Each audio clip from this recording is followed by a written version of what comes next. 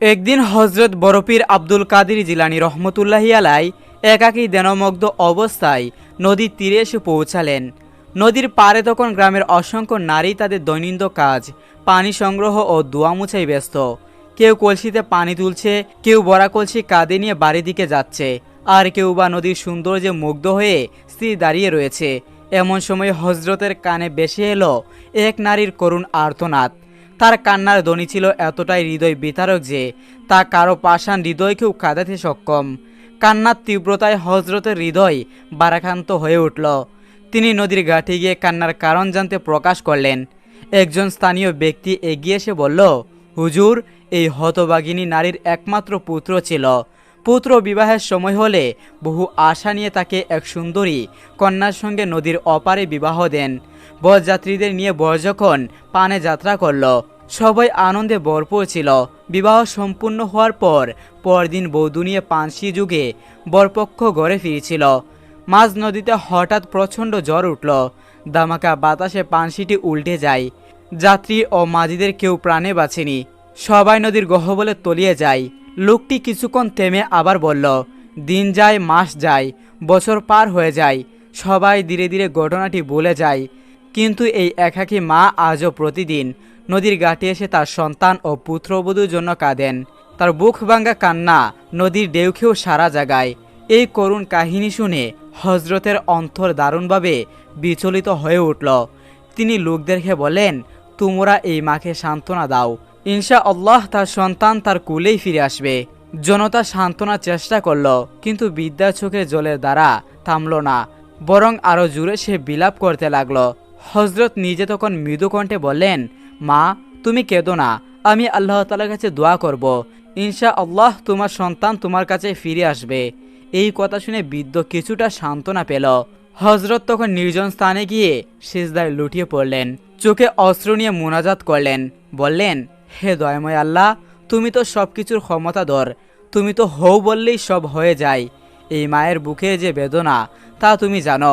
আমি তোমার দয়ায় প্রার্থনা করছি, হে আল্লাহ রব্বুল আলামিন, তার সন্তান ও পুত্র বধূকে ফেরত দাও যেমনটি তারা ছিল। দীর্ঘক্ষণ ধরে চোখের জলে ডুবিয়ে মুনাজাত করার পর আসমান থেকে একটি দৈব বাণী ভেসে এলো, হে প্রিয় বান্দা, 12 বছর আগে যারা মৃত্যুবরণ করেছে, যাদের দেহ নদীর জলজ প্রাণীরা খেয়ে ফেলেছে, তাদের কিভাবে পূর্ব অবস্থায় ফিরিয়ে আনা সম্ভব?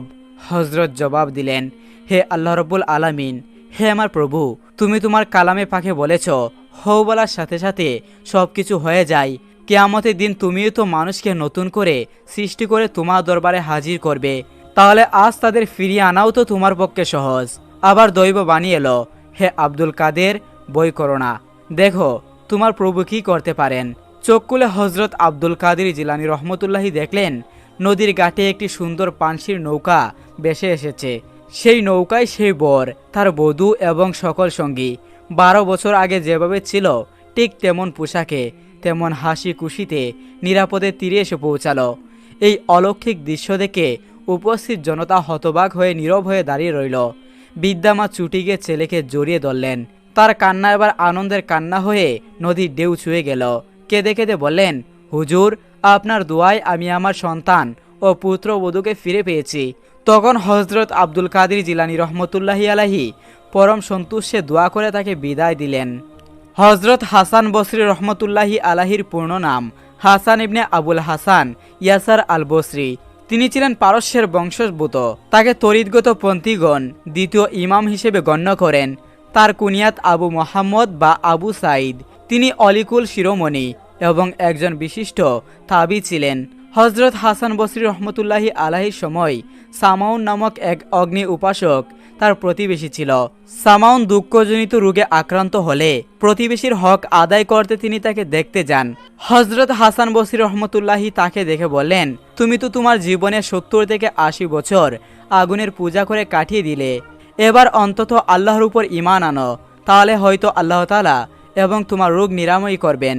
হজরত হাসান বসরি রহমতুল্লাহি আলাহির কথা শুনে তখন সামাউন বলল, তোমাদের মুসলমানদের প্রতি 2টি কারণে আমাদের শ্রদ্ধা রয়েছে।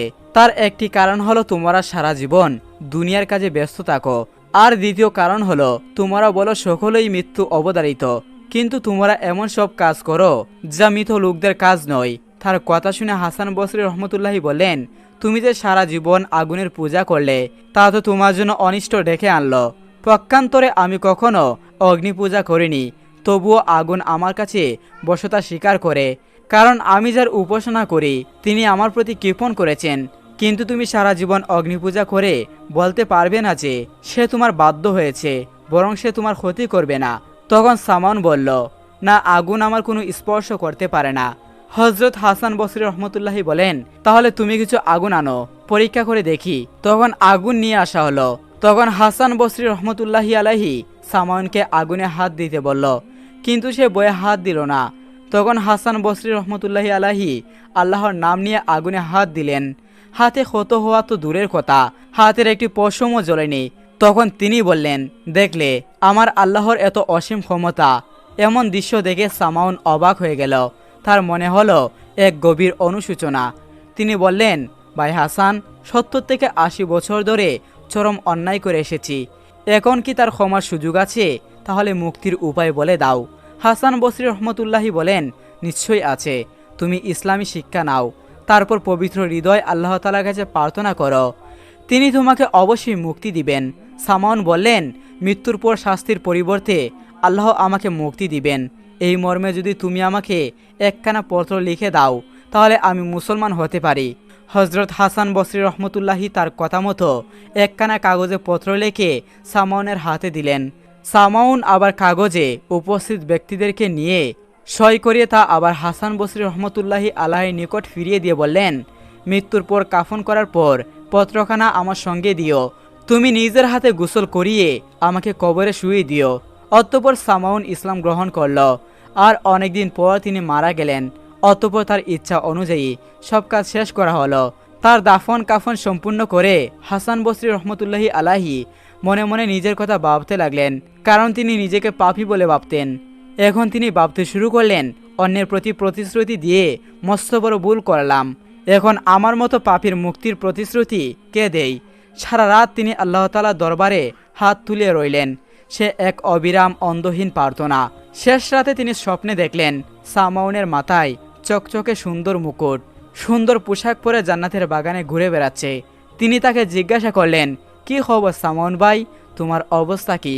তখন সামাউনের প্রফুল্ল জবাব, যেভাবে আমাকে দেখতে পাচ্ছ আমি সেই রকমই আছি।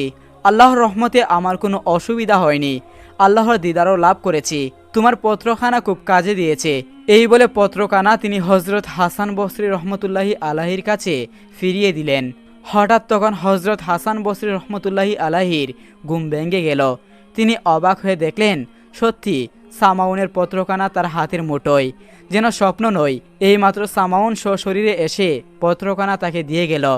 তখন তিনি তার প্রতিপালকের উদ্দেশ্যে বলতে লাগলেন, প্রভু গো, আপনার কাছে রহস্য উদ্ঘাটন করার সাধ্য আমার নেই।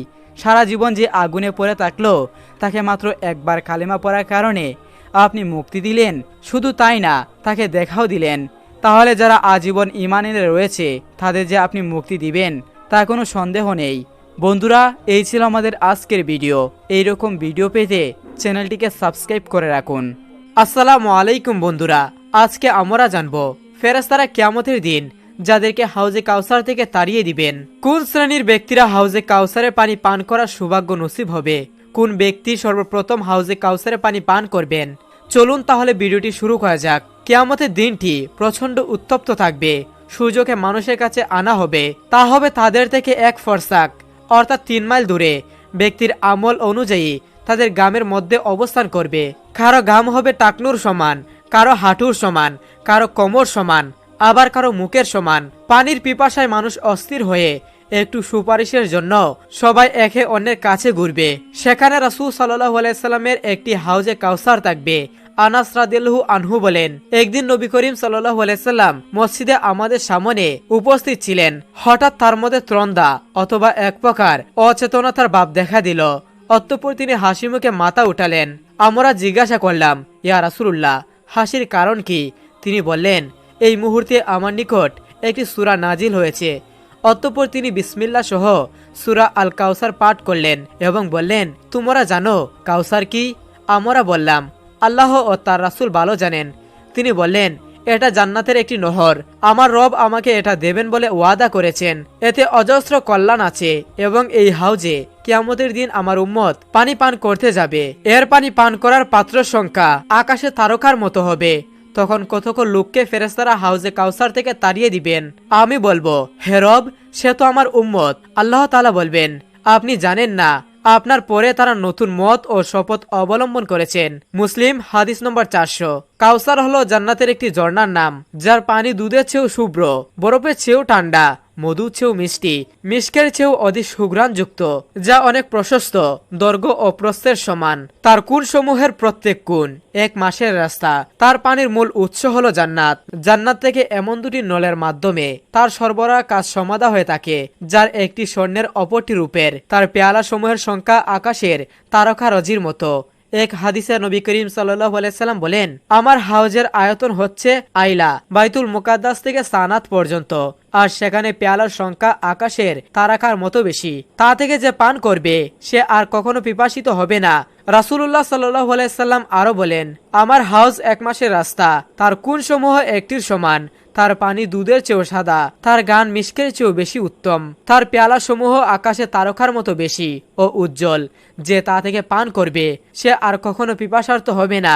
যে ব্যক্তি সর্বপ্রথম হাউজে কাউসারে পানি পান করবে, হাদিস দ্বারা জানা যায় যে কিয়ামতের দিন সর্বপ্রথম নবী করিম সাল্লাল্লাহু আলাইহি সাল্লাম এর হাউজ থেকে দরিদ্র মুজাহিদগণ পানি পান করবেন, যারা এলোমেলো চুলের অধিকারী ও পছন্দনীয় ছেঁড়াফাড়া কাপড় পরিধান করতেন, যারা পার্থিব জীবনে কষ্টে জীবনযাপন করেছিল, যারা নিজেদের গৃহ ত্যাগ করে নবীজির দাওয়াত গ্রহণ করে ইয়ামানে হিজরত করেছিল, নবীজির সাথে বিভিন্ন যুদ্ধে অংশগ্রহণ করেছিল, এদের সম্পর্কে সহিহ হাদিসে উল্লেখ হয়েছে।